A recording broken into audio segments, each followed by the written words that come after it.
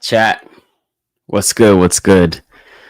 Welcome to the KingsleyTV weekly live stream.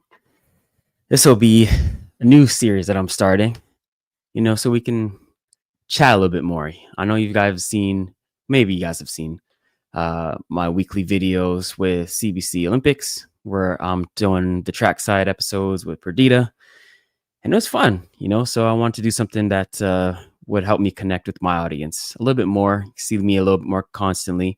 It's hard to get active uh, videos up each week when, I'm training full time, family, and all that stuff. But if I just do a weekly stream, a little bit more unpolished, then, I feel like I can connect with you guys and grow the channel a little bit faster. I am at 25,000 subscribers, so I appreciate my audience. Thank you all for subscribing to the channel for all the years, and I'm just gonna keep continuing to bring you guys more content. Forgive me, this is the first stream, so it might be a little rough, but I'm gonna get better each week. So keep tapping in, keep tuning in, and this thing will be fun. I think it's gonna be a good thing. Right now, let's see. I'm on the StreamYard, and it says we got 2 people in here. So as people get the notifications, we'll get more and more people in here. Feel free to drop your questions in the chat, and I'll get them when I can. My format that I was planning to run was I'm going to talk about a different theme each week. It's not going to be so much a news show. It's going to be talking about different things about pro track and field that I'm passionate about, feel like could make for good discourse, chop it up, see what you guys think. And at the end, I'll get to a Q&A, and you can ask me questions about the topic or just anything in general. If you want your questions seen, obviously the more people we have, the more questions there will be. Go ahead and drop that. I don't even know what they're called on here, the super chats and all that stuff, just to make sure you get seen. But at the beginning, it should be pretty light, and we'll get to as many questions as I can, and then we'll get up out of here, not take up too much of your time. So appreciate those who are chapping in for the first stream. And like I said, it's going to get better each week. So that's the format that I was thinking. And forgive me again, I'm still figuring out how to use StreamYard. How do I turn off this welcome button? Hold on. Let's go to, first of all, how do I even see who's in the chat?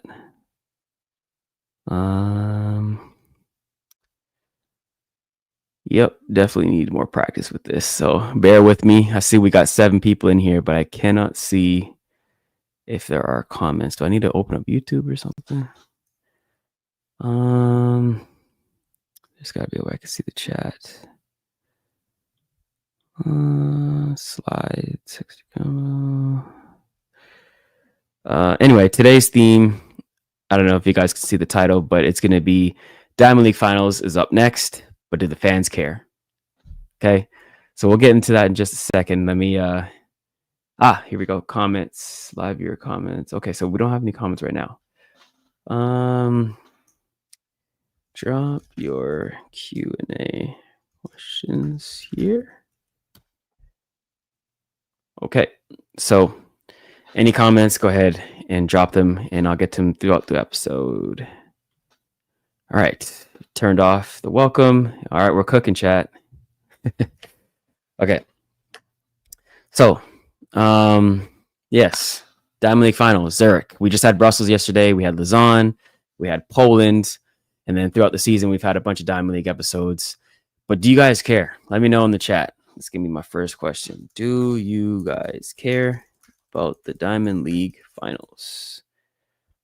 Let me know in the comments if this is something you guys are actually following, especially since we had other competing meets for the first time. We got the Grand Slam, which obviously is having its troubles lately, but while it was happening, I feel like the consensus was I was doing pretty well and that everyone liked it and wanted to see more of it. And I think track fans want to see that it succeeds and it comes back next year for another edition.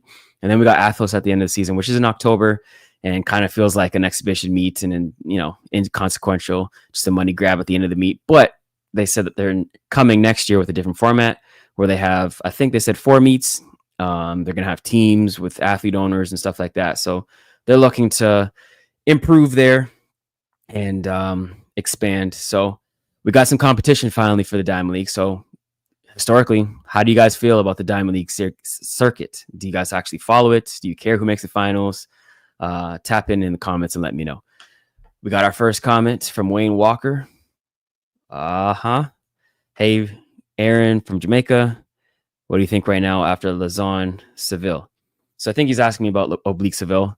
To me, I feel like he's a gold medal threat. Just being completely honest. Seems like the only thing holding people back from putting him in that category is the fact that historically he hasn't been able to get on the podium. Other than that, all the evidence points to him being a gold medal threat. I mean, the guy ran 987 in torrential rain. You could barely see out there, and this guy goes and runs 987. He just looks awesome. You know, the way he looked in the rounds in Jamaican trials, you know, coming Hertz, still running 983 and finishing behind Kashane.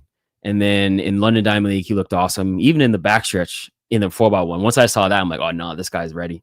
So he's one of the most talented sprinters in the world, especially in the 100 meters. And if he puts it together in the right moment, there's no reason why he can't challenge for a medal, and if not, the top spot. The only thing that remains to be seen is, can he beat Kashane? I don't think he's beat him so far. And, you know, especially at Jamaican trials, it seems like Kashane has his number, but he definitely seems like he has Noah's number. So, yeah, there's no reason why he can't, Wayne. Appreciate your question. First one on the weekly stream, so you just made history. But, yeah, getting right along. Okay. All right. I'm getting the hang of this. Presentation. Okay. Present. How do we do share screen? Okay, allow. So, boom. Okay. Ready behind their blocks there at the top of the home straight. Big clash this, the world #1 this season against Sally-Ann Fraser-Price. Sally-Ann Fraser-Price and the reigning world champion, Sha'Carri Richardson. There is Delphine and Kanza, European under-23 champion a couple of years back. Let me know, can you guys hear that? Now. You guys hear the music or the commentary? Daryl Nater, well, what a year she had last year, the Britain. She goes in lane 2, 4th in the Olympic Games in Paris over 100. 3rd in the UK Championships over 200. Wayne, since you're my first and only guy that's commenting, let me know. Can you hear that? She's in 3, already 22 on. Anyways, we don't really need commentary anyway. So this is the 100 meters from yesterday. We got Daryl, Maya, Shelly-Ann, Melissa, Carrie, Favor, Van der Wecken, and Rosius. Okay, so I just want to show this race real quick. Oh, of course, we got an ad. All right. Oh, boy. Double ads. Sorry about this. I should get YouTube red. All right. Let's just show this race real quick. Jefferson Wooden, the world #1 in 5. Sha'Carri Richardson, the reigning world champion, in 6. 3rd, 4th from left. So, from the jump, Melissa's gone.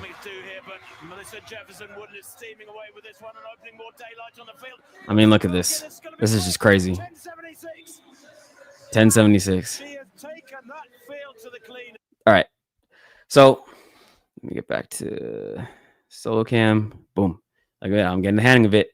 So we just saw Melissa dominate like she's been doing all year. But what I want to know is, if, let's say we go to the World Championships, right? And Melissa, who's been on fire, undefeated in the 100, just running out of her mind. 2 10.6s, 10.7s. This is her 5th sub 1080 performance. But if she goes to the World Championships and doesn't win, what is it all worth to you guys as fans? So let me know again in the comments. What is it all worth, right? And what I'm really trying to get home is, oh, let me stop sharing. Hold on. What I'm really trying to hit home is, I don't know how much the fans actually care about the Diamond League circuit and what we can do to improve it. You know what I mean? So if she didn't win Worlds, what is it all worth? You know what I mean? Like in other sports, if you go to the Olympics and don't win, but you win, let's say in tennis, you win a Grand Slam, or in golf, you win a major or a Masters, that's like the pinnacle of your event. So in our sport, we need something on par with that, right? And to me, I feel like the Diamond League has to be something of substance, something that's worth more. So far, we aren't there. And I don't know if we're ever going to get there. I don't know if it's going to be the Diamond League. I don't know if it's going to be the Grand Slam. I don't know if it's going to be Athlos. I don't know if it's going to be something else that we haven't even created. If we need a complete overhaul, or if we just can't get there. If it's always just going to be the World Championships, that's the thing that only matters at the end of the season, or the Olympics. So Wayne Walker, you said Shelly like Noah can't get that start. I disagree. I mean, throughout the history, we've seen Shelly have those rocket starts. That's what she's known as. She's the pocket rocket. Unless you're just talking about this season, but I don't see a reason why she can't get back there. I don't know what she's doing in training right now. Seems like she's not fully fit. And right now she clearly got left by Melissa out of the blocks, and that kind of threw off her whole race pattern, because historically Shelly is used to running from the front. So that's definitely something that she can work on, but I don't see why she can't get back there. I mean, she is older, but the start is something that she's historically known for. So I don't know about that one there. Jupiter Saturn, big up Aaron Kingsley Brown, big up to you. Thank you for tuning in to the first stream. It's gonna be a little shaky. Admittedly, I'm working on this, and it's only gonna get better though. So it's the weekly stream, tapping each week. I'm gonna put some disclaimers out there of when I'm going live. I'm gonna choose a date that works for everybody, where everybody can tap in and comment, and we'll figure it out. But this is something that's gonna get better and better and better, and we're gonna grow the channel. So shout out to you for tapping in. Jupiter Saturn, all these 10-6s would not mean much if she doesn't win. Exactly. And that's the downfall of our sport right now. We need to, if we want to be a professional sport that actually means something to the public, we need more stakes, more things that actually matter. And right now, the Diamond Leagues only matter to track fans, and even to track fans, they don't even matter that much. Like, it's cool, you win on the day, okay, you're in this shape, but at the end of the day, we're only thinking, okay, she's looking good now, can she carry it to World Championships? But we need to get to a point where it's like, no, she won a Diamond League. That's actually significant. Even if you don't win the World Championships, she still won a Diamond League. And I don't think in its current iteration of how we look at the Diamond Leagues that we're at that point. And that's holding the sport back, because if you're telling me that the World Championships is in September, but we have that's outdoor track that starts in what, March, April, all these months that are passing, nothing of substance matters other than just a fleeting moment of a race and how it implicates for the World Championships. No, got to change that. So yeah, if you guys are just tuning in, I see we got 10 viewers live. We're going to have a Q&A at the end of the session. So make sure you drop your questions in here and I'll go through and answer them right now. Obviously we don't have that many, so I'm just answering them as I go along. Wayne Walker, she is flying right now. I think those 10-6s will hurt sometime soon. Elaine and Shelly did after, another bit the same. So I think he's saying that it's going to take a toll on her body, and that, when Shelly had her season where she was running 10-6 all the way through, I think that was 2022, and Elaine ran 10-5 and 10-6s in 2021. She's saying they're never the same, but Shelly ran 10-6 in 2021 and she's able to come back around in 2022. So I'm not going to say that it's going to hold them back. And Melissa's significantly younger than they were when they were doing it. So I don't know. I think it just matters how you manage your body and how you take care of yourself. But I definitely think it's not going to hold her back in the long run. You just got to manage your season. She won't get back those starts. I know. I mean, I don't know. I don't know if you're Jamaican. It kind of looks like you're from Jamaica. Maybe not, but you got to have faith, man. This is the Pocket Rocket. This is the greatest 100-meter female sprinter, arguably even the 100-meter sprinter of all time. So I'm not going to count her out. Asafa was a master at Diamond League, never at the championship. Yeah, but that's Asafa. We're not going to put Shelly in the same category as Asafa. Not to disrespect Asafa. He's a legend in his own right. 97 sub-10s, a GOAT in his own field. One of the pioneers for Jamaica, world records, one of the greatest performers in terms of one-offs we've ever seen. But he had it's a different beast going and carrying over that same form into the World Championships and Olympics. And Asafa never really mastered it and carried that same form, but Shelly has. I mean, how many world titles does Shelly Ann have? I think she's definitely a back-to-back Olympic champion. I know that offhand. And I think she has 500-meter world titles and a 200-meter world title. And then you got all the relay medals and stuff like that. So we're not going to do that. We're not going to say that she's in the same competition in terms of how she competes as a soft foul.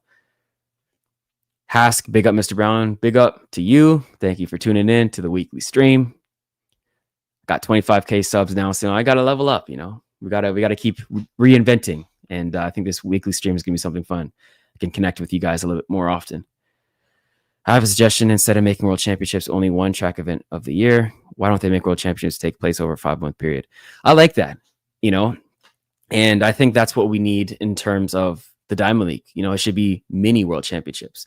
And my plan, I'm skipping ahead to where I thought this episode would go, but how it can improve. One of my suggestions was, first of all, we have too many meets. Okay, I think there's 14 throughout the season. There's just too many. Let me share my screen real quick. Share screen. Okay. All right, so this is the Diamond League right now.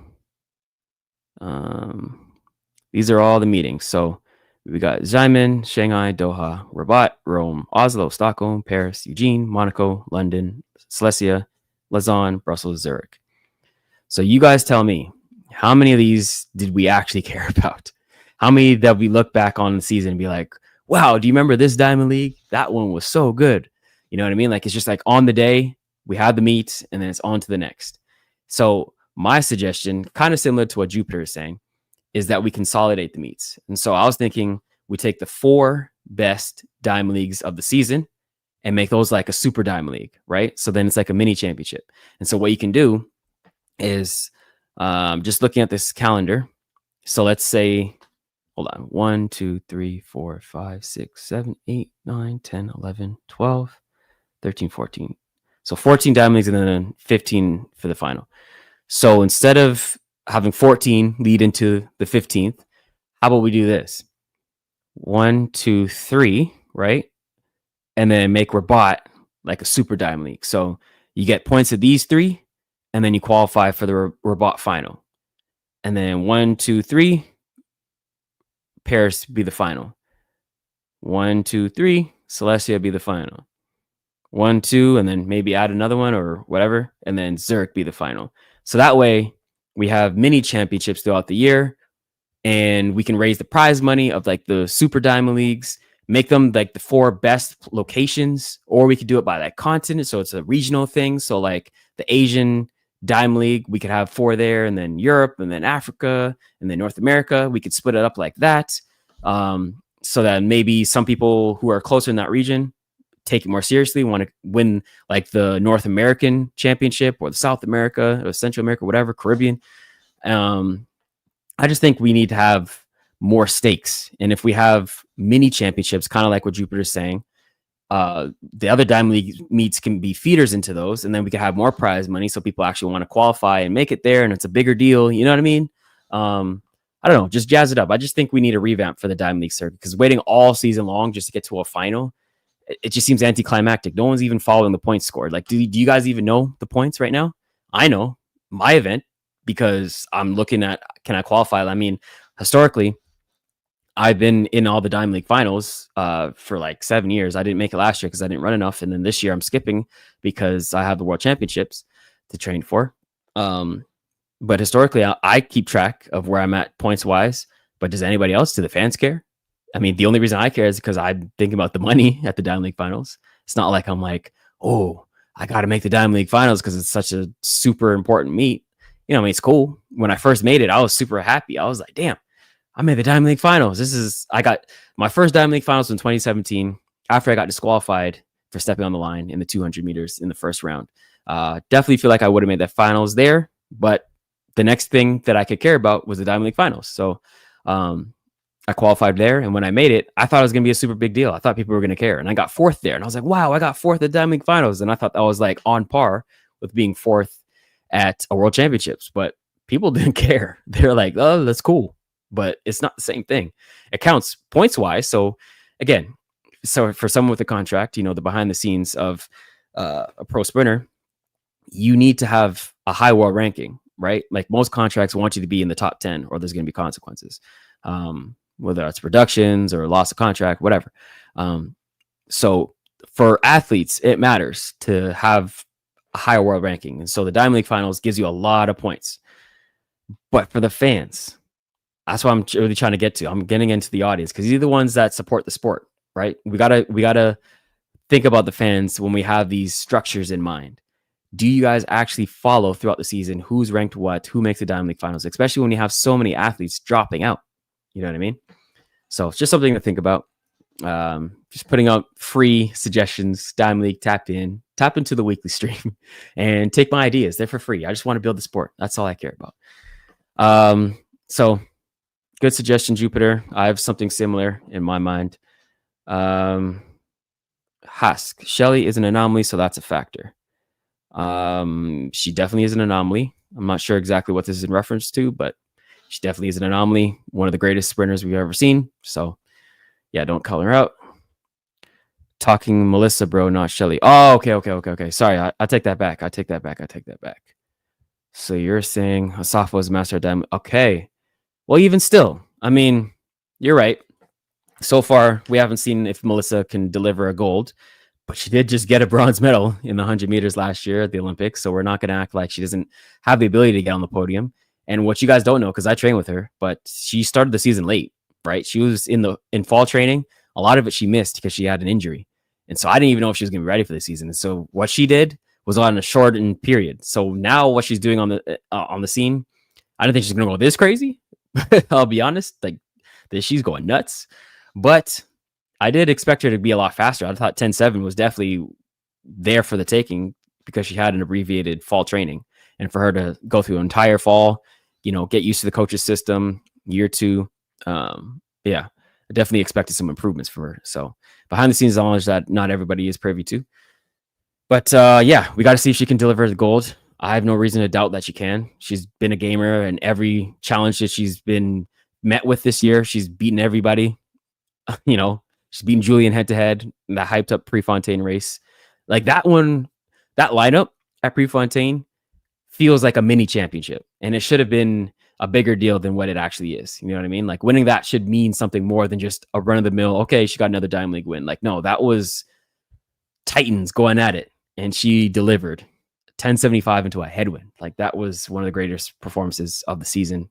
One of the greatest performances in history, if you really break down the numbers. But anyways, it's the Diamond League for you.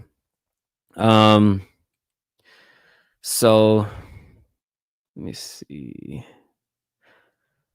I want to switch this. How do I switch the tab? Does that switch it? Nope. Okay, let me stop.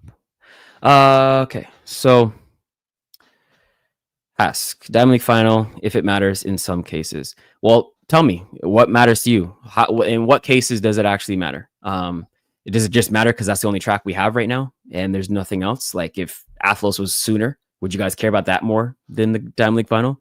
If we still had Grand Slams throughout the year, would that matter more than Diamond League final? Tell me, like, why does it matter? I mean, it's cool now because the World Championships is the last event of the year. Now the Diamond League, if you get the bye, it's going to happen in the same year, so it's a little bit more relevant.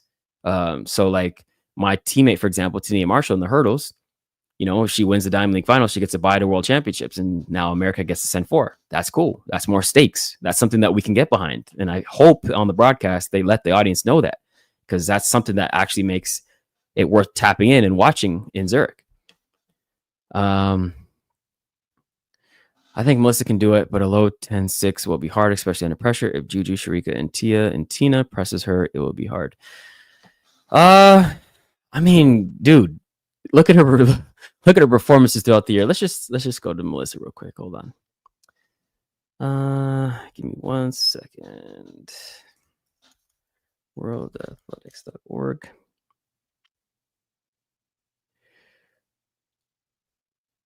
Okay. Let's go to top list. And hold on, let me go to presentation. Boom. Share screen. Boom. Okay. so y'all can see this, right? Yep. Okay. Oops, where to go? All right. So Melissa Jefferson Wooden. Shout out to my teammate. But even look at this already. What is she? She's 24 years old. 24 years old, ladies and gentlemen.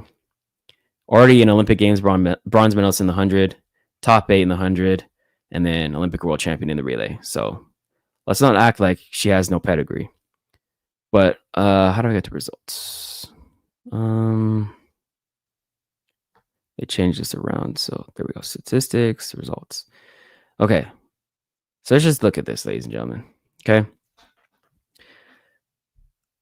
So she started off 11-11 into the headwinds. We're not going to really count that. That was the first meet in what? April 5th, right? Then she goes to Tom Jones, runs a relay. Then we get a 1075, 2.4. Okay. 22-1, 21.99, 1073, 1.4, 1075, negative 1.5. That's pretty much a 10.6 right there. Then she goes 1086 into a negative 1.5 at trials in the heats, shutting down. So that's probably about a 10.7. 1065. Confirmed it. 1084. Okay, that's another round race. 21.8, 21.02. And then a 1066 in Poland. And then a 1076, negative 0.2 in the cold. Okay. So usually when people perform and they win by like 0.3 of a second, I feel like everyone else is showing you, okay, this is where the baseline is in the race. And everyone else didn't break 11 in that race in Brussels. Okay. So that says to me that it was cold out there, less than ideal conditions. So I would allot the field, maybe a 10th, maybe. You know, that could have been a 10-9 race for Sha'Carri for second. That would kind of make sense. She looked pretty good, basically based on where she's been this season.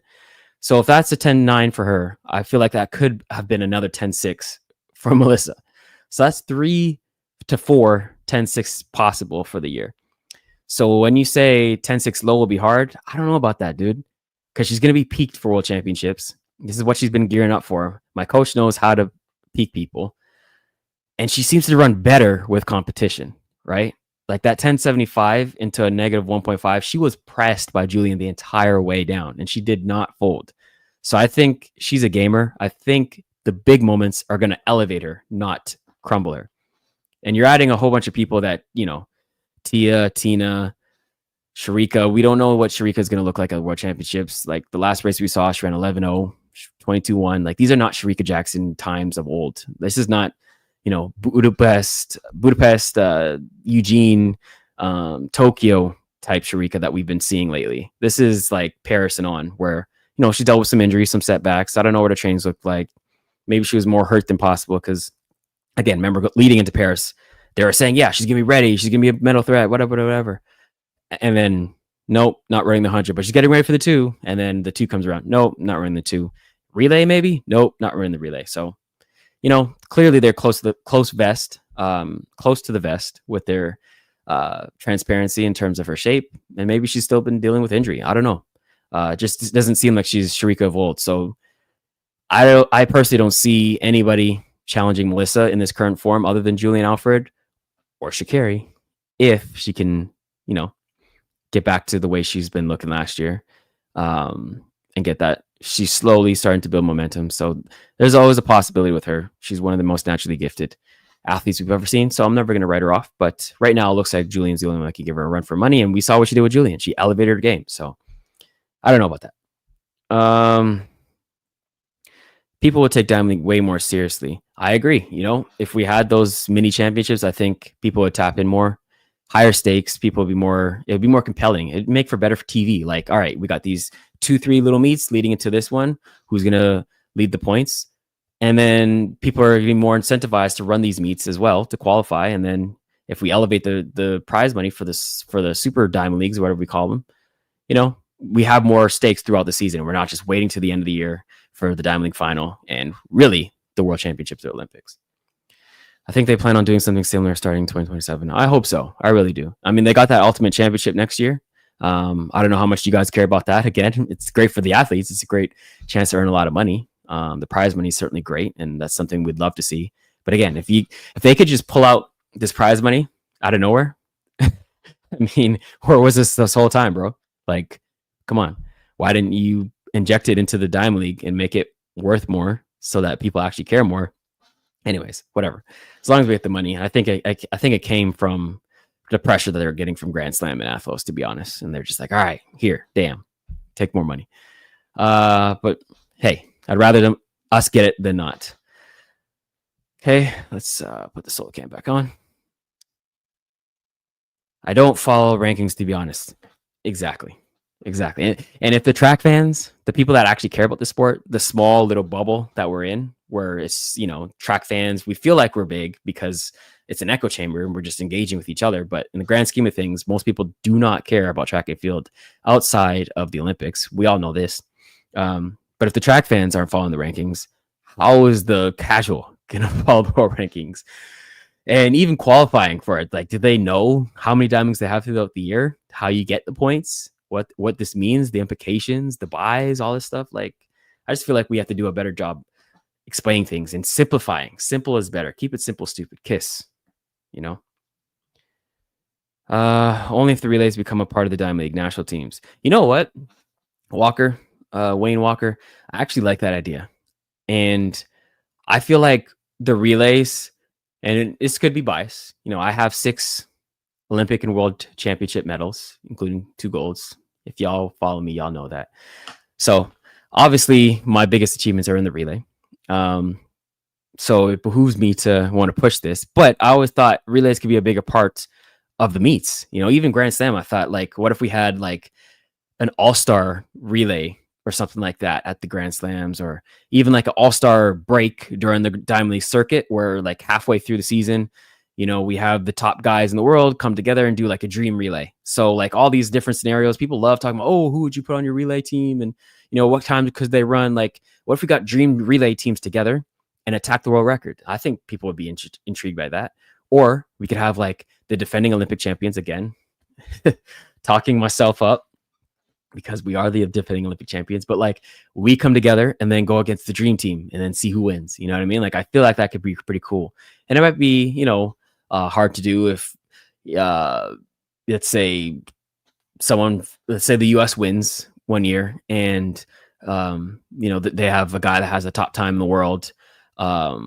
It'd be hard, like, okay, which team does he run for? But I don't know. It's just little things we could try. And there's people that think about this for a living that are responsible for coming up with cool ideas for the sport. Come on.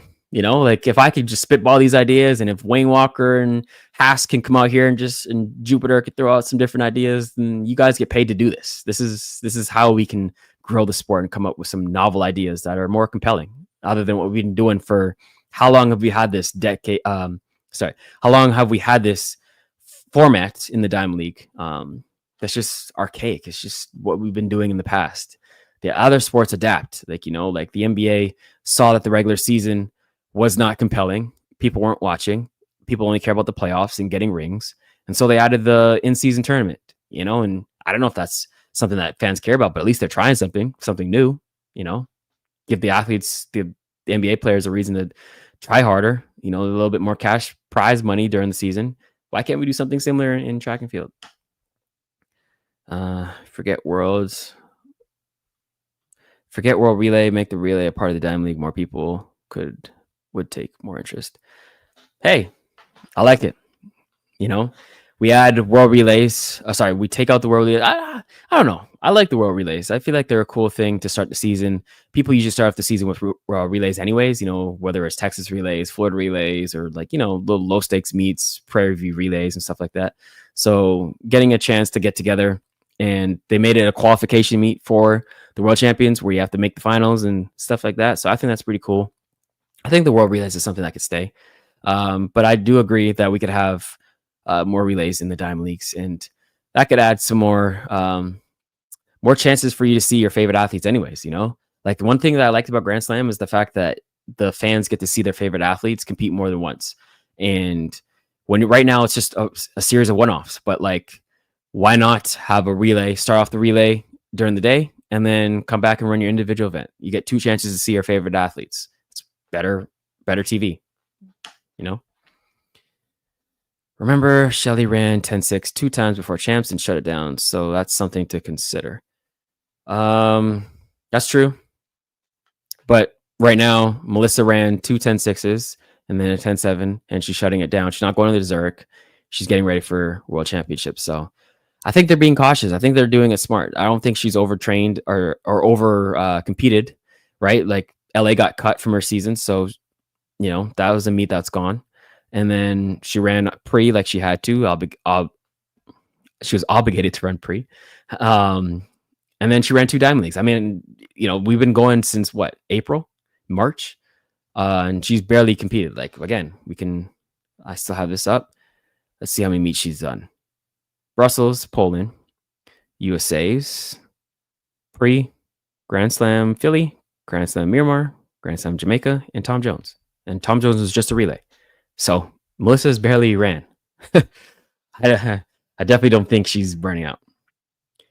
Aaron, another 10-6, not possible. Believe me, Shikari will win after yesterday. Interesting. Okay, so you got Shikari winning. Okay. I mean, I train with both of them, support both of them. It just seems like this is Melissa's season, bro. I'm not going to lie to you. And I think Shakira can get back down to the 10-7 best case scenario. I do not see her getting into the 10-6s again. And just the rhythm that Melissa's been on, she's doing it like rhythmically. It's not like she's peaked to do it. It's like she's training to do it. Like it just seems like she's in that mode. And that's become like her average right now. You know what I mean? Like you look at the average for a season. Let's actually do that real quick. Their top 5 races: 1065, 1066, 1075 into a headwind, 1073, and 1076. So you average that out, you're looking at what, 1070? Come on now. Like this is historic running right now. So I don't think 10-6 is something that she's not going to be able to hit again. I just hope Grand Slam returns to Jamaica.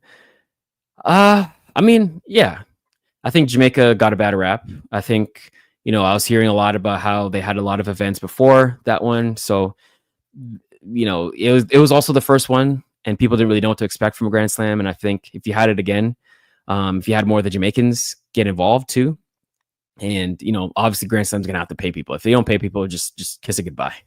I'll just be honest. And I'm one of the people that has to get paid, but I'm still a supporter of Grand Slam and I hope that it works out.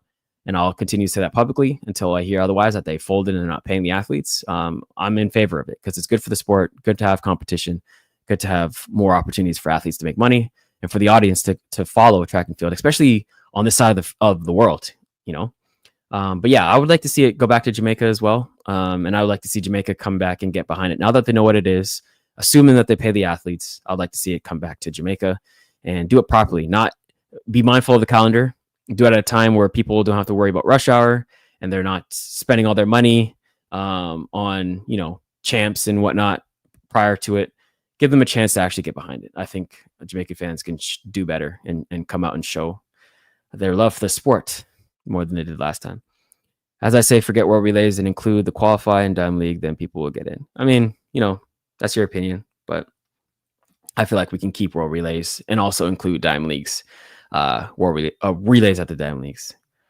Fans love relays. I know. Trust me. I know. A lot of people say, "Oh, it's just a relay. No one cares. You only have a relay medal, whatever." But at the end of the day, people love to watch. And when their team's not winning, they're mad. It's not like they're like, "Oh, I don't care." They only say that stuff when they're not the ones that win. You know what I mean? So as much as people love to discredit the relays matter. People care about them. And it's a team event. People love to talk about like, "Oh, we need team stuff in track and field." Well, relays are a team event, and that's the only one we got right now. So, if we inject them a little bit and fuse them into, casual meets like Diamond Leagues and Continental Tours, stuff like that, I think it could be a good thing. And we do have the problem of having too many events squeezed into meets right now. And so it's hard to fit into a window, and they're trying to trim out stuff and make it a little bit more concise for TV blocks and stuff like that. And I get that. So maybe adding relays might add a little bit more congestion, but it's a quick, quick meet. It's a quick event, so I think we could fit it in somehow. If Shakira can't break 10-9 in the semi, she ain't winning nothing because it's going to take a 10-8 minimum for bronze. Let's be honest. I agree. Tokyo is a fast track. Let's not forget about that. Tokyo is a fast track. It's at that Olympic Stadium. And so I really think 10.7 is going to be required to get a bronze medal. Just being completely honest. Anything can happen. And a lot of times, sometimes people get tight. So it's definitely possible that 10.8 could medal. After all, we saw last year, Paris, 10.8 got silver and bronze, I believe. They ran 10.8. But that was into headwind, I think, and it was raining. So, times could have been faster. But this year, definitely, I feel like with the way women are looking, the top two, I think, are going to be in the 10.6 ranges. I personally feel like Melissa can go 10.5. Julian can definitely go 10.6. I don't know if she's got it in her to go 10.5, but you never know what's going to happen.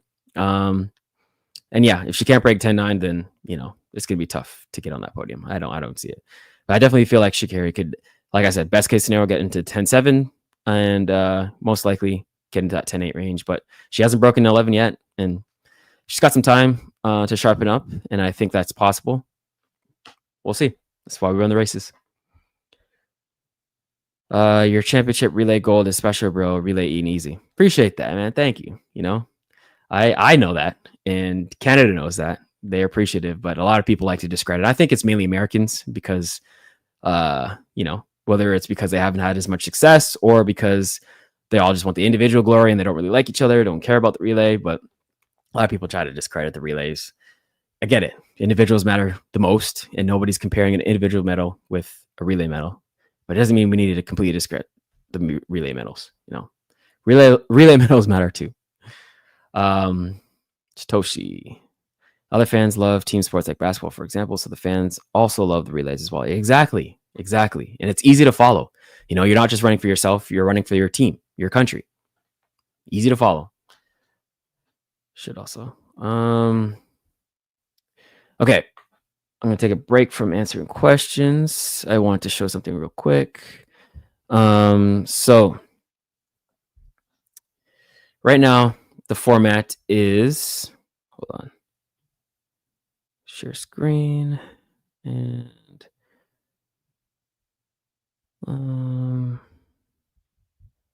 okay, standings. All right, you can see that. Yep. Okay. So right now, let's look at these events, right? So we got the men's events. Right now, like we know, all season long, we've got different diamond leagues. We've got 14 different meets, and they alternate. Okay, this meet has the 100, this meet has the 2, this meet has long jump, this meet has triple jump. And we alternate back and forth until we get enough points to qualify for the diamond league finals. The people with big Qs are automatically in it based on the points. And then you can see, like here in the 200, the men's 200, I am number 9, 10 points, tied with Sharamba, who's also got 10. But as we know, Noah got the wild card bid. So even if I wanted to go to Zurich, I don't even know if I can. I think I'd be on the wait list if someone dropped out, which I know Courtney's not going. He's my teammate. So I think I would be able to get in anyways if I wanted to. But yeah, Noah's number 11, and he got the wild card bid. So even their own format, these people work all season long to get their points, and they're working, they're coming to their meets, they're honoring the system, and then they could just say, oh yeah, we want Noah in the 200-meter finals, and boot out people who they want to.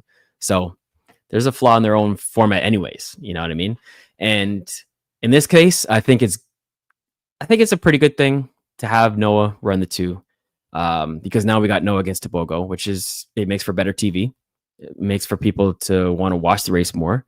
But at the same time, I've been on record saying, like, when Sydney tried to do it last year and they said, no, you can run a non-Diamond League race, and then created her own races for her, but she can't get in the main one.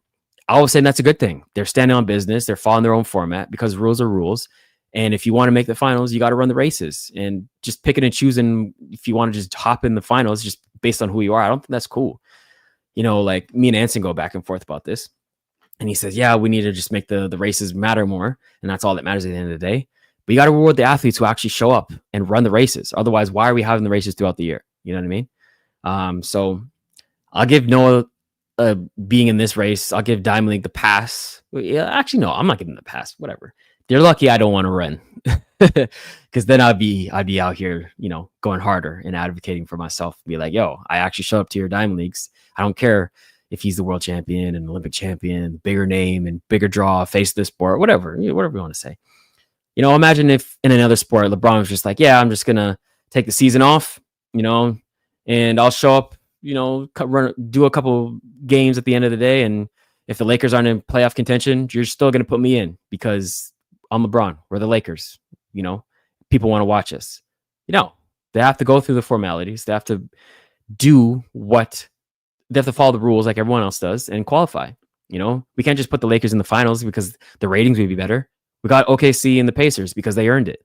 They beat people. They got there. It's not just about ratings. Like, we actually have to follow the format and give the athletes an incentive to want to follow the format. Like, imagine right now, each Diamond League, we had our Super Diamond League idea. And maybe if you win a Super Diamond League, you get a bid into the finals. So now Noah, all he has to do, or anybody, Sydney, whoever, all they have to do is make one Super Diamond League final, and then they get a bid into the end of the year finals. Boom, fixed it right there. Now at least you're following the format. But this point system right now, I feel like a lot of people kind of circumvent it. They can just hop in and say, hey, give me the wild card if they're big enough, they have a big enough name. And then it's not fair to the rest of the athletes. It's like, all right, why are we showing up to these other Diamond League meets where they're paying peanuts? That's the other part too. The prize money right now is $10K for the win. Some of them, if you're lucky, will be Diamond League Plus, and you get what, $20K? Okay, that's nice. But it's not $100K like Grand Slam was giving. $50K for second, $30K or was it $30K? I think, yeah, $30K for third. And granted, they haven't paid it out yet, but assuming that they do, at least the thought is there. And then Athos is what, $60K for the win. They might be upping it to what, $80K or something like that. Anyways, the point is there's bigger money. And with inflation in today's economy, the athletes need this, okay? We can't be paying the same prices. Actually going down, if you think about it. They just returned to $50K for the Zurich, or for the Diamond League final win, but it was $30K. They went down. It started out at $50K and then they went down. So we're the only sports, like you see other sports, baseball, hockey, NBA, NFL, they're getting record-breaking deals because the TV deals are paying them more and more and more to keep up with the increased demand. And we're the only sport, well, I'm not gonna say the only sport, but we're one of the sports out there who are going down. We're going the opposite direction. We're paying people less. And the cost of flights is more to get over there. The cost of physios to pay and keep your body maintained is going up. Paying your coaches, paying your agent, living expenses. All these things are real costs, yet, we're not increasing the prize money for the athletes. So when you get in fields like Celestia, you know what I mean? Like where you got Kenny, Courtney, Kishane, Noah, Akani, Christian. These are heavy hitters. And someone's got to get last. You know what I mean? Someone's got to get seventh. Someone's got to get sixth. You're going to pay these guys $2,000, $3,000 to go across the pond. You know what I mean? Fly all those hours over there, line up with the best. That was damn near an Olympic final. And you're paying them $2,000, $3,000, $1,500 to come and do that.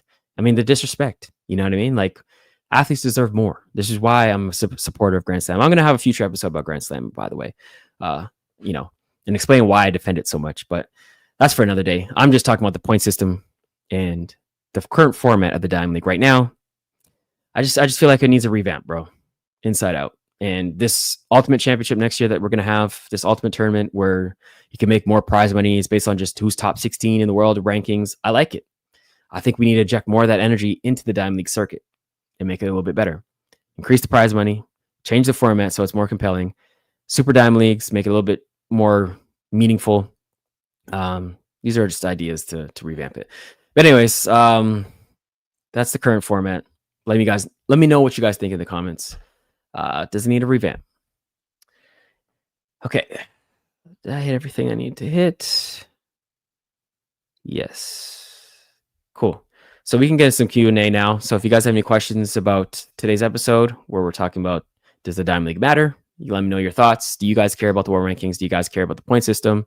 Or just any questions in general about pro track and field? Whatever you want to ask. Drop it in the Q&A. I answered some of them. We're making pretty good time, 49 minutes. I'm going to try and keep it to an hour today or less. So let's say 10 minutes of Q&A. And then we'll get up out of here. You guys can enjoy your weekend. Skip.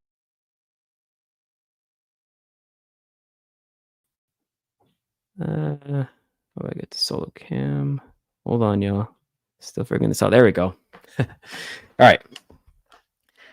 So hold on. Banners. Q&A session. Look at that. Even got my own buttons. Oh yeah, don't forget to like and subscribe. Okay, like and subscribe helps out the channel. Lets me know that you guys like these videos. Sends it out to more people so they can come in and tune in and tap in, get into the weekly live. But Q&A session. Okay, comments. Other fans. Why haven't these cool ideas been acted on, like the teams, races you just mentioned? Because nobody's putting it out there. I'm not going to say that. I don't hear it publicly, so I'm just assuming nobody's putting it out there. But I feel like people need to voice their opinions and let people know, like, we can change it up. You know, the fans need to say, like, hey, this is not entertaining enough. We need a different format. You know what I mean? Like, I think we just need to be more vocal about what we want to see from the sport, demand more from the sport. And that's the only way we're going to see change, to be honest, you know? So that's why I like weekly live streams like this, where I can workshop. I can try out different ideas, say like, hey, if you tried this, would you guys like it? Is this something interesting to you guys? You guys can let me know in real time. And then I can get, you know, the movement started. I could talk to other people and see if other people get behind it, the people that can actually make something shake, you know. But we got to start somewhere. Most pro sport are teams that is successful. That's the only way the sport can look forward. Pen relays, like a pen relays. Yeah, pen relays is very successful, and yeah, it's a relay meet. A lot of people from all over the world care. It's because, you know, they had the USA versus the world. They had the high school championships and stuff like that. People around the world came with their best four, and competed for the title of pen relay champion. We can do that again. We can replicate that. I'm telling you, just got to figure it out. Relays is a great idea. I missed the World Cup meet. I follow rankings in Diamond League, but you're right, not compelling. I follow and watch the meets, but we are lucky in Canada to engage for free CBC. That's another thing too, is I live in the States and I had to pay to watch the Diamond Leagues, except for pre. All of them are now behind a paywall with Flow Sports or Flow Track. That hurts the sport. When they announced it, I'm like, this is not a good thing. This is not a good thing. And, you know, already we don't have a lot of casual support, right? Outside the Olympics. And so the people who had Peacock or NBC, whatever, were able to tune in and be like, hey, what's this track and field thing? And we might siphon off some casual viewers who are just looking for sports. Now it's behind a paywall. So you first have to know what Flow Sports is or Flow Track. And then you have to pay your money to watch this for something that you're hardly even invested in. Like, why are people going to do that? The answer is they're not. So we're just nickel and diming the people that actually care about the sport and want to see it and squeezing more money out of them. That's not a good business model. You know, we're trying to grow the sport and not just milk the people that actually care about the sport right now. So they need to find a way to make it more, at least offer more value for the people who do offer money or pay the money to watch, or open it up for free, or find a different way to make money from it. Ads. I don't know. Just come on, man. It's 2025. We have so much competition for our attention these days. Like, people can scroll through TikTok. People can play video games. People can watch other sports. People can do all kinds of things. You know what I mean? Like, we have so much competition for our attention that all these other things are free. And we're trying to charge in the big 2025 to watch Diamond Leagues that, you know, people don't even understand. People don't even know or follow the format. Like, what are we doing here? We're going backwards. This is what I'm saying. Like, it's like these people who are in charge of the idea, the ideation for the sport. I don't even feel like they're trying. I think they're just going with like the business models that worked 20, 30 years ago. And they're like, yeah, let's just run that back.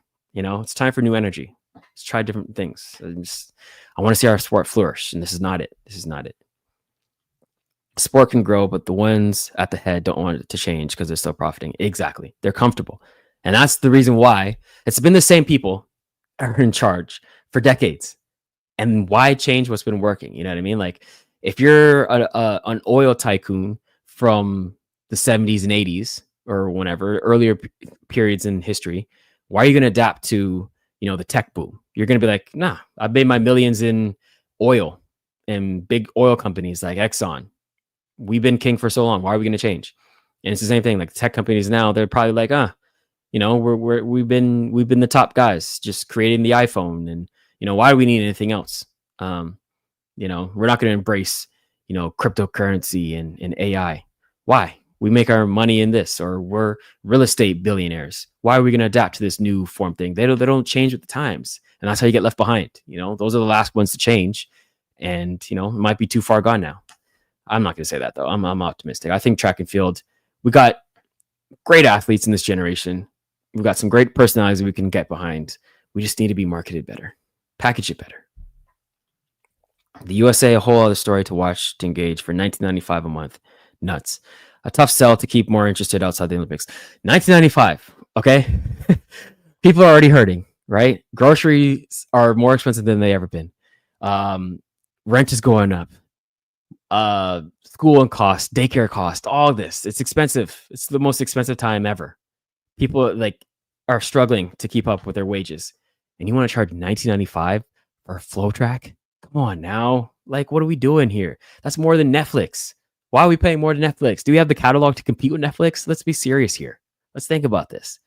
Come on, man. That's just crazy. If anything, it should be $3 a month. Start small. Think about your consumer. What are we doing? It's just crazy. I remember when Karen Stewart was number 1 in the world, 10-7 all year long. All year, a year. Young Shelley beat her at the Olympics. Hey, can happen. It can happen. It's hard to be number 1 all year long. People, start to gauge you and see where you're at, measure you up, go into the training cycles, and they can measure you. So I see what you're saying. It's going to be hard. I'm not saying it's a foregone conclusion that Melissa wins. Juju could very well win, and who knows? Someone else could come up. Shikari, I don't know. Shrika, Tia, who knows? Tia, if she wins the Diamond League final and gets the bye. I know she didn't make the team; she was injured. But yeah, stranger things have happened. But you have to have Melissa as a favorite right now. It is not up to Jamaican fans. It is up to the promoter to put butts in the seats. I agree. But if they bring the product to you, are you going to support it? I'm not going to put 100% of the onus on the promoters, because at the end of the day, they can make the most compelling case for you to want to come. But if you don't pay the money and you don't show up, then, we could have the best show in town, but there is some responsibility for the fans who say they want the sport there locally to actually show up and want to sit down and watch the event. So they got to buy the tickets and actually show up. But yeah, I agree. I'm absolving the promoters of their responsibility. It is their job to make it compelling. They should run more ads, let people know, increase the marketing, have a bigger budget for that, or do what you got to do, be creative. But then once they do, got to show up. As bad as Jamaica is in the relays right now, I don't want them to end world relays. Jamaica's bad in the relays? I mean, I know they've had trouble qualifying the teams, but this is kind of a recent phenomenon. I mean, Jamaica didn't make the finals last year in the men's in Paris in the 4x1. I don't know how they did in the 4x4, but yeah. I mean, Jamaica's been pretty dominant in the relays, so it's hard for me to say that they're bad in the relays. I mean, they've been struggling a little bit, but I don't want them there in world relays either. Keep world relays and find a way to implement them in Diamond League somehow. Shikari went 10-6 before. Why it can't happen again? It can, and that's why I said I'll never count her out. It just seems unlikely right now, based on where she is and how far she has to jump to get there. Going from being 11-0 at your best, let's give it 10-9 if the weather is better, to you're on a fast track. Okay, you got a little bit of time, 3 weeks to sharpen up and get ready for September 13th. It could happen, but I just 10-6 just seems unlikely. She's done it one time before, legally, in terms of wind, and she's been dealing with a lot this year. She's had injuries and off track stuff, so I'm not saying it can't happen. I'm just saying, just likelihood. You know what I mean? It's possible that Shelly runs it again. It's possible that Sharika runs it again. But what's the likelihood? You know what I mean? So they didn't boot anyone out for Noah. Learn the wild card rules. Okay. I'm not saying that they booted anybody out. I'm just saying that they have the ability to circumvent their own structure. So they're telling everybody, yes, run our meets all year long, line it up, compete. But there's a chance if we decide we're going to take that last spot for a wild card. And I don't know. It just seems like you're going against what you're trying to promote, which is that our Diamond Leagues throughout the season matter.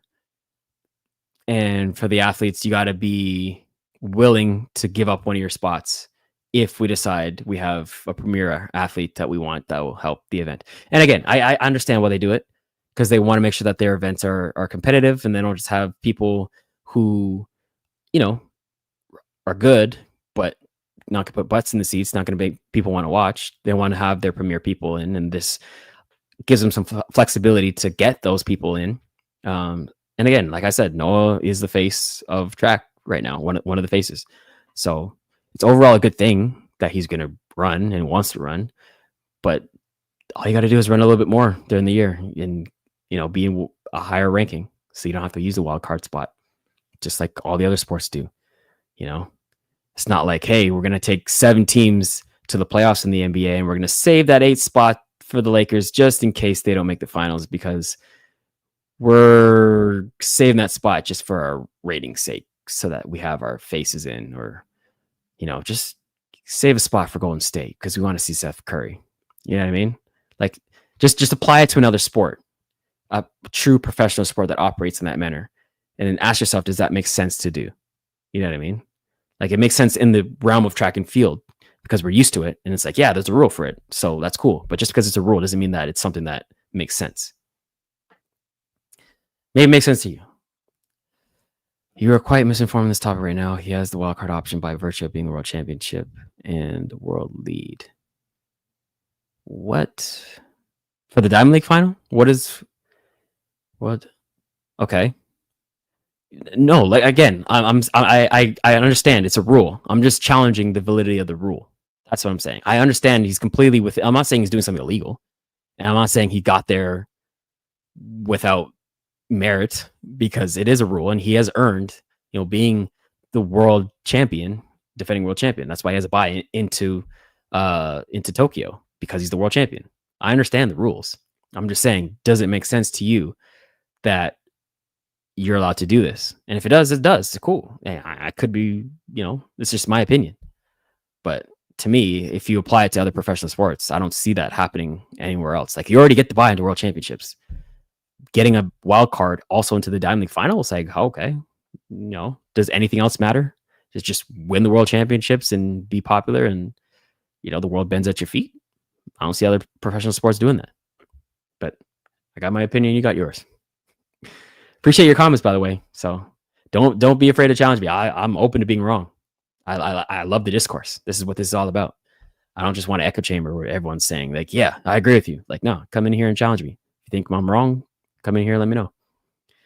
The more relay events in the Diamond League meets, the more practices certain countries will get before the major championships. True. And that could be a good thing. Like, you guys are saying that Jamaica's been struggling in the relays. If you have them in more Diamond Leagues, more opportunities.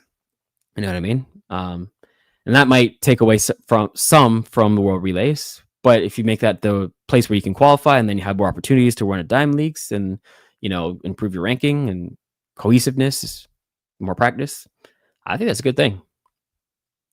I'll pay to see a relay carnival. People fly from all over the world to Penn relays. Hey, I like it. And, we should listen more to our fans. We should poll our fans more of what they want to see. Maybe then we can grow the sport a little bit faster.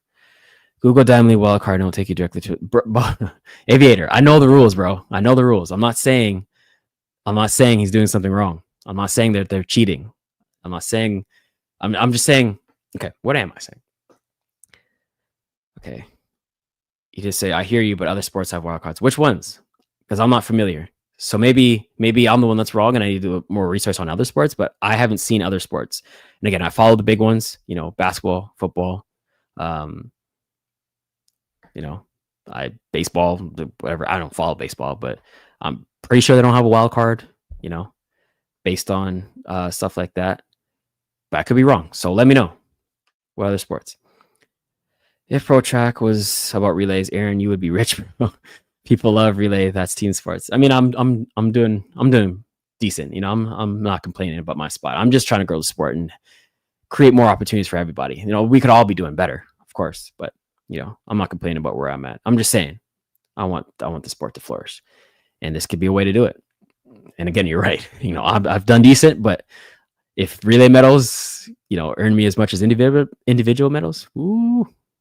Anyways, could we have a format where a team consists of 3 to 4 athletes, and each meet consists of a few different rotating events? Each meet consists of a few different rotating events. It consists of 3 to 4 athletes. Would this get more of a team feel and get athletes to do more events? It could. So it kind of sounds like what you're suggesting is what they're planning to do in Athlos, as far as I'm understanding. I know they're going to have athlete captains, which is Sha'Carri, Tara Davis, and who's the other one? Gabby Thomas. And they're going to draft athletes. So this could be what you're talking about, where they have a consistent team, but you're saying get different rotating events. I'm not sure what you mean by rotating events. Like maybe one week they do the 100 and the next week they did 2. Is that what you mean? Either way, I think that could create something, and have like a draft format like they're planning to do with Athlos. Maybe they do that in Grand Slam or some format of that in the Diamond League. That could be cool. You know what I always thought of? What if we had to live in a Diamond League city? You know what I mean? Like, so maybe not live, but like base there for like a month or like a couple weeks, something like that, And so let's just say London Diamond League, for example. What if the Diamond Leagues, each one around the world, they're grouped by their region? So you got Europe, Asia, Africa, and North America. And then they draft you as an athlete. So let's say they draft Kenny. Kenny's drafted by London. So now they have like little continental meets around that their London Diamond League that he has to run. And then that leads into the London Diamond League meet. That way we know he's there in that continent or in that region. You got to run a certain amount of meets in that area.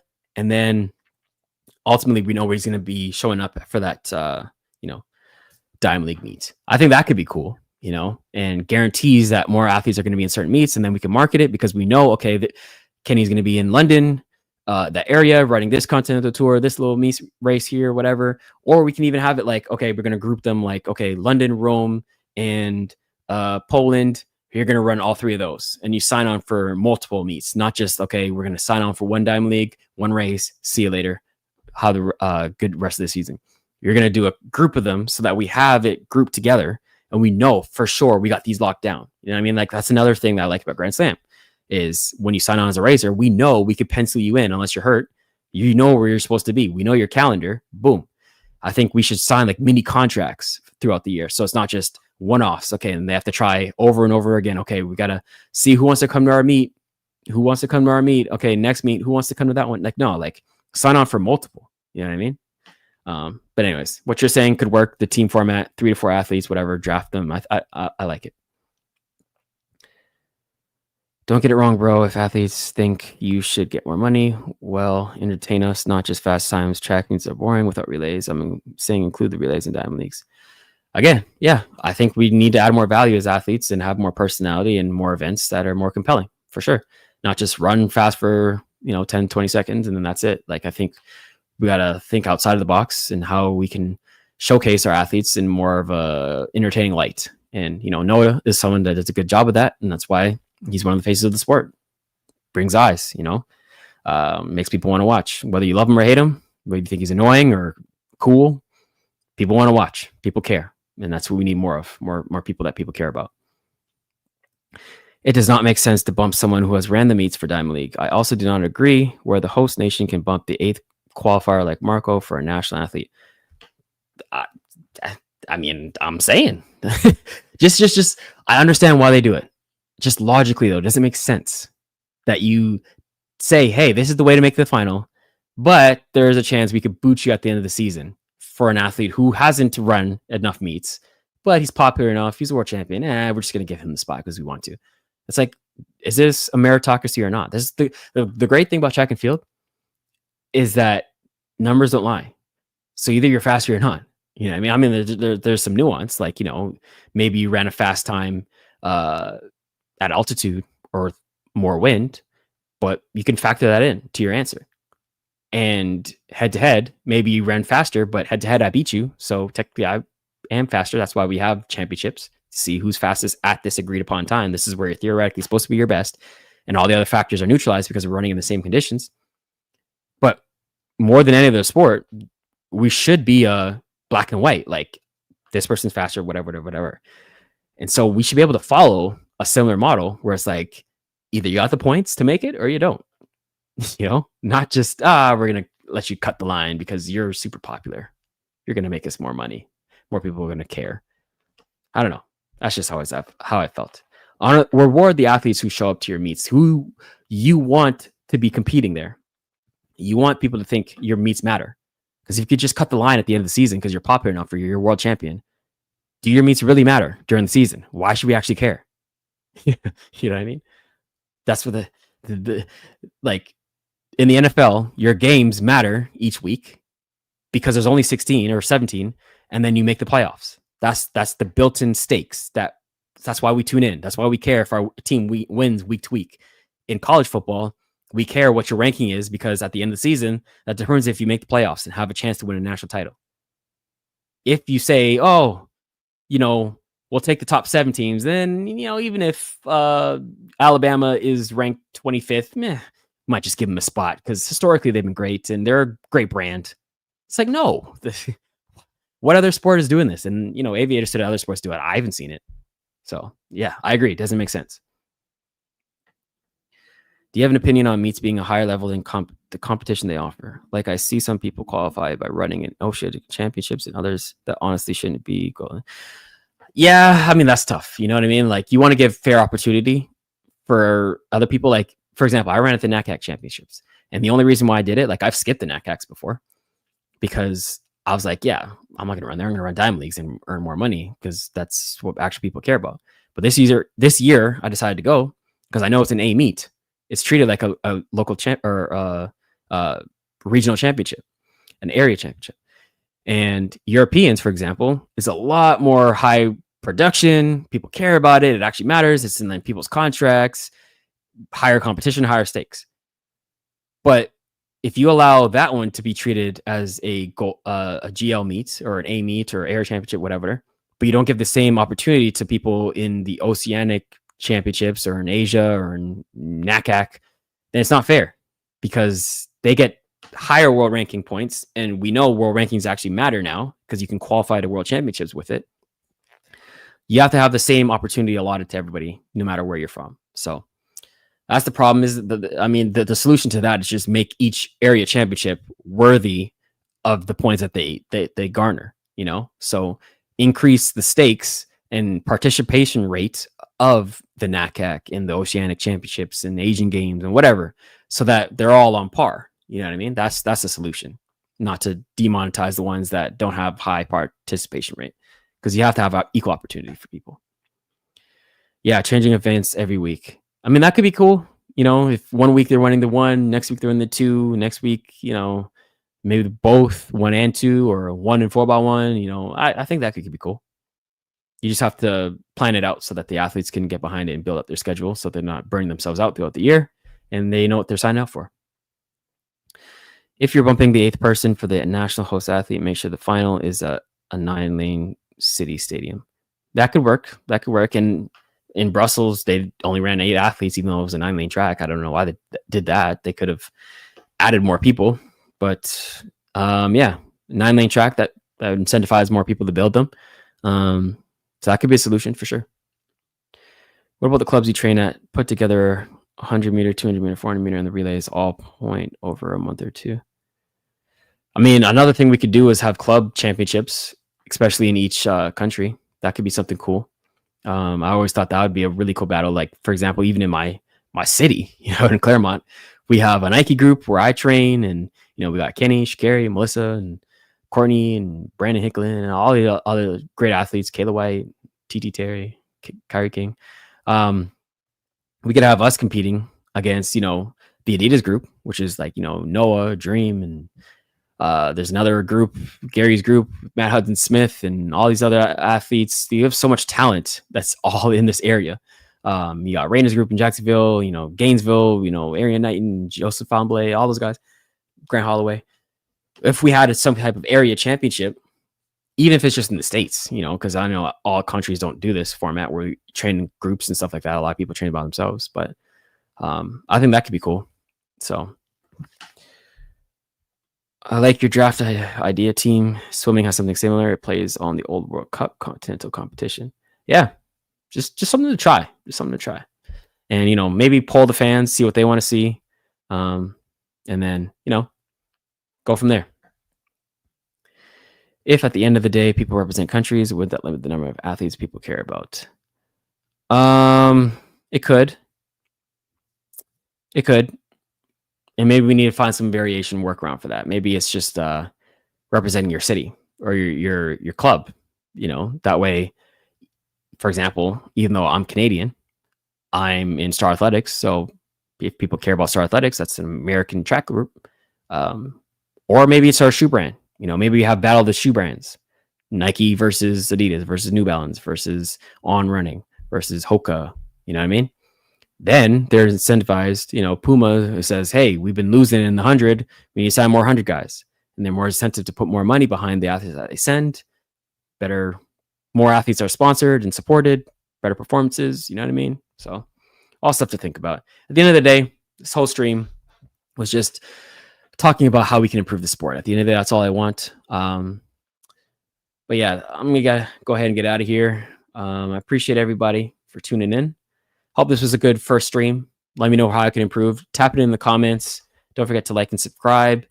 Let me know if you guys like this stream, how I can improve this format so that you guys are more entertained. Future topics that you want me to talk about. I have some that I want to talk about for myself, but any pro track and field topic that you guys want to talk about, let me know. This is supposed to be a weekly stream. I want to tap in and engage with you guys and talk about things that you guys care about. So let me know. But that's all from me for this week. I appreciate you guys for tuning in. Don't forget to smash that like button. It really helps me to get this out to other people. Lets me know that you guys like this stream and want me to do more of it. Yeah, I'm going to get out of here. So all the best. And I'll see you guys in the next stream. Stay tuned. Look for the post parts of YouTube.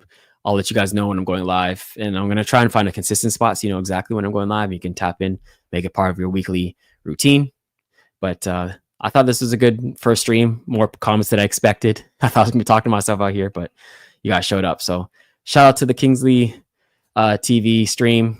People for tapping in. 25K subscribers. I appreciate you guys. Thank you so much.